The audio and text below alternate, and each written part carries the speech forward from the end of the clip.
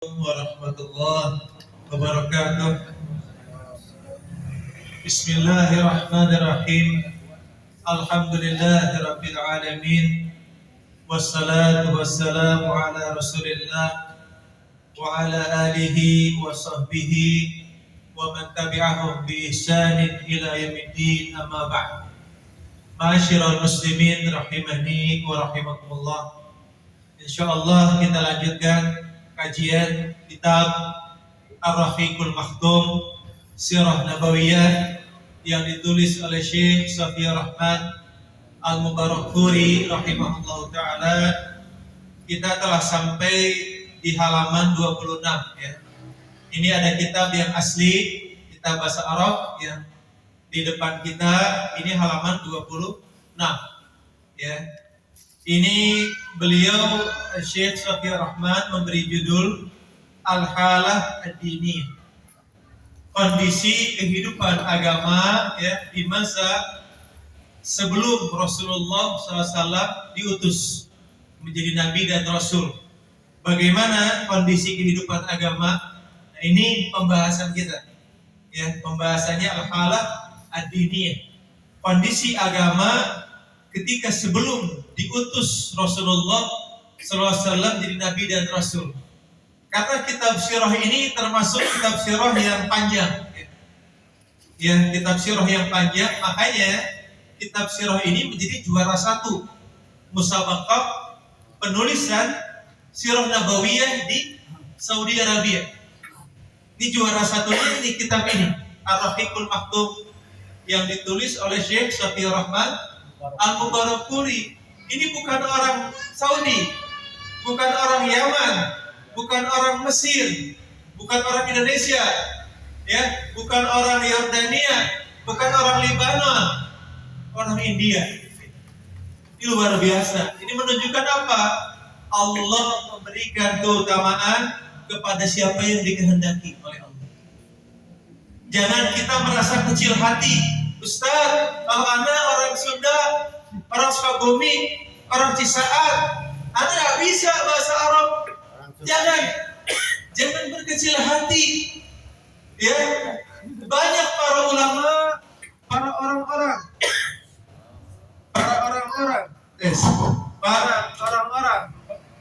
yang mereka bukan orang Arab,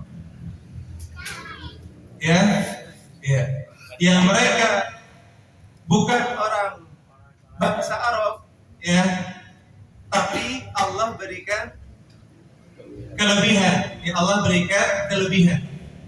Jadi kita jangan merasa kecil hati. Ya, banyak para ulama termasuk Imam Bukhari itu bukan orang Arab, itu orang Bukhara. Ya, pecahan dari Uni Soviet. Kalau sekarang kota negara-negara pecahan, ya. Kemudian Imam Muslim itu dari Naisaburi, bukan orang Arab, tapi mereka Imam Bukhari menulis kitab Sahih Bukhari. Itu kitabnya berbahasa Arab. Beliau bukan orang Arab. Imam Muslim, orang Naisabur, bukan orang Arab, menulis kitab Sahih Muslim. Kemudian Al-Imam Ibnu Hazm Al-Andalusi, itu orang Andalusia, orang Spanyol. Beliau menulis kitab Al-Muhalla, kitab fikih, dengan menggunakan bahasa Arab. Jangan kecil hati. Kita pun bisa, insya Allah, dengan semangat, dengan perjuangan, insya Allah Allah berikan hidayah, taufik, dan kemampuan kepada orang yang dikehendaki. Ma'asyiral muslimin rahimani wa rahimakumullah. Disebutkan di dalam kitab di sini bahwa kaum musyrikin jahiliyah mereka mengaku mereka memegang millah Ibrahim. Ya. Ini yang diklaim oleh bangsa jahiliyah ketika itu, yang diklaim oleh orang-orang musyrikin. Mereka itu mengatakan bahwa kami di atas agama nenek moyang kami, millah Ibrahim, Nabi Ibrahim. Itu klaim mereka. Itu sangkaan mereka, ya. Tapi apa? Keadaannya sangat jauh. Keadaan mereka sangat jauh dari perintah syariatnya Nabi Ibrahim alaihissalam.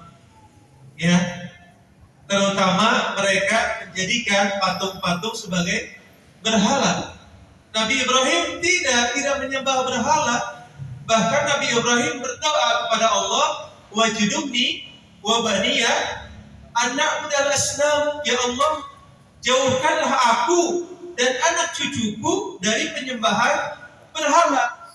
Kalau mereka orang-orang musyrikin, orang-orang jahiliyah mengklaim, menganggap mereka di atas milah Ibrahim, agama Ibrahim, mereka tidak akan menyembah berhala. Ya, berarti ini klaim kedustaan. Mereka berdusta. Klaim atas klaim mereka di atas milah Ibrahim, agama Nabi Ibrahim alaihissalam. Ya, ma'asyiral muslimin rahimani wa rahimakumullah.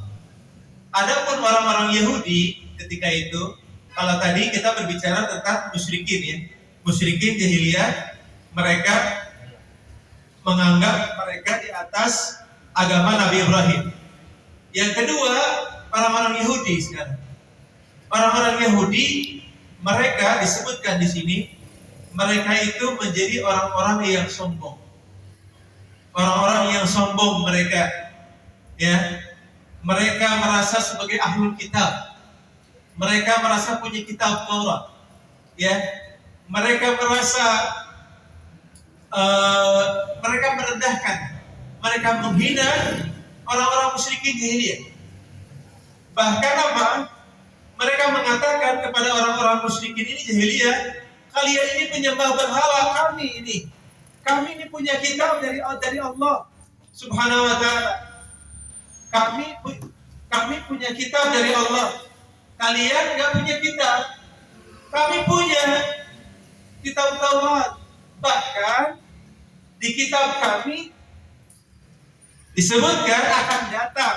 Di kitab kami, kata Yahudi, Taurat akan datang nabi terakhir yang bernama Ahmad, ya, sebagaimana disebutkan oleh Nabi Isa alaihissalam kepada Bani Israel.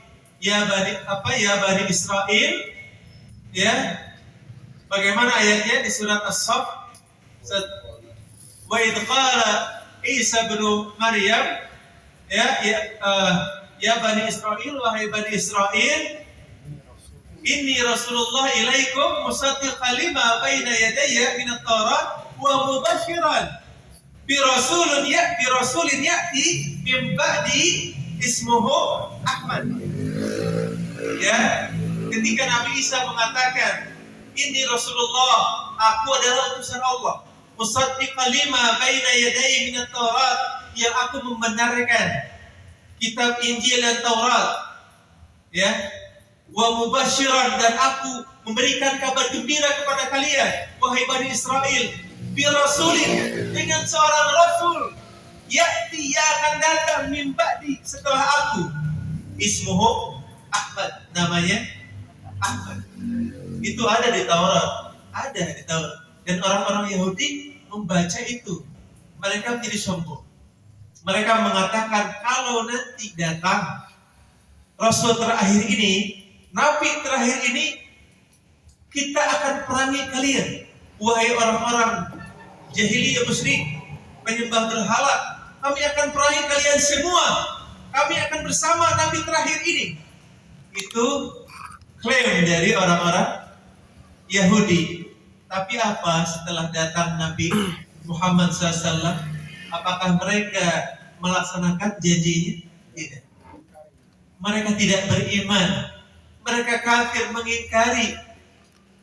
Ya, hanya ada satu ulama dari mereka yang masuk ke dalam Islam, ulama Yahudi, yaitu Abdullah bin Salam, yang menjadi sahabat Nabi. Itu ulama Yahudi. Dia masuk ke dalam Islam. Tapi ulama-ulama Yahudi yang lain, mereka hasad, mereka iri, dengki kepada Nabi. karena Nabi dari bangsa Quraisy, dari keturunan Nabi Ismail, sedangkan mereka menganggap bahwa Bani Israel yang mempunyai kedudukan yang tinggi, dan mereka menganggap bahwa mereka ingin Nabi terakhir ini dari kalangan mereka, dari kalangan Bani Israel. Ya, itu keadaan orang-orang Yahudi. Ma'asyiral muslimin rahimani wa rahimakumullah. Di sini adapun yang ketiga orang-orang Nasrani, ya. Orang-orang Nasrani atau agama Nasrani, ya.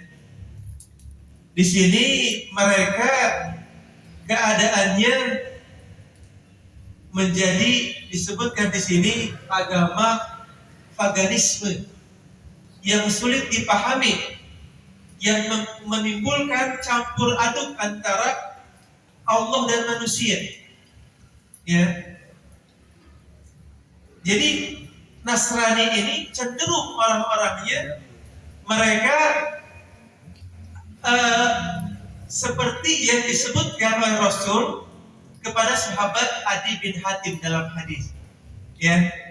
Ketika sahabat Adi bin Hatim memakai kalung emas dari salib, kalung salib dari emas. Apa kata Nabi? Ya Adi, wahai Adi bin Hatim, wahai Adi, ya, buang olehmu kalung emas itu, buang. Ya, kalung emas disuruh dibuang oleh Nabi. Ya, karena itu kalung salib. Ya. Kemudian Nabi membacakan ayat Allah, ittakhadhu ahbarahum wa ruhbanahum arbaban min dunillah wal masih ibn Maryam wa ma umiru illa liya'budu ilahan wahidan la ilaha illa huwa subhanahu amma yusyrikun. Kata Nabi, wahai Adi, dibacakan ayat Allah kepada Adi bin Hatim, di sahabat yang baru masuk Islam, yang sebelumnya sahabat ini seorang Nasrani. Kata Nabi, wahai Adi, sesungguhnya orang-orang Yahudi dan Nasrani menjadikan rahib mereka, ulama mereka dan pendeta mereka sebagai arbaban min dunillah, sebagai Rabb, sebagai Tuhan selain Allah. Apa jawaban Adi bin Hatim? Adi bin Hatim menjawab, kami tidak menyembah mereka, kami tidak menyembah pendeta, tidak menyembah. Tapi kata Nabi, apakah kalau pendeta mengatakan ini halal, kalian halalkan? Kalau pendeta mengatakan ini haram, kalian haramkan? Itulah bentuk ibadahnya. Kalau kata pendeta Nasrani ini halal, jadi halal sudah. Meskipun di Injil haram, kata pendetanya halal. Jadi ini agama yang campur aduk antara manusia dengan Allah, mencampur adukkan.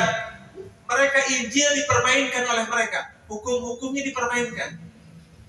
Jadi agama yang pada zaman jahiliyah ini agama yang seperti itu modelnya, tidak konsisten. Agama yang tidak konsisten di antara ulama-ulama, pendeta-pendeta. Ya, nah, itu keadaan tiga agama di masa sebelum Rasulullah Sallallahu Alaihi Wasallam. Dan demikian yang dapat kami sampaikan di kajian ringkas Sirah Nabawiyah ini. Semoga insya Allah bisa kita lanjutkan lagi kajian ini di Jumat mendatang insyaallah taala. Subhanakallahumma bihamdika asyhadu an la ilaha illa anta astaghfiruka wa atubu ilaik. Wassalamualaikum warahmatullahi wabarakatuh.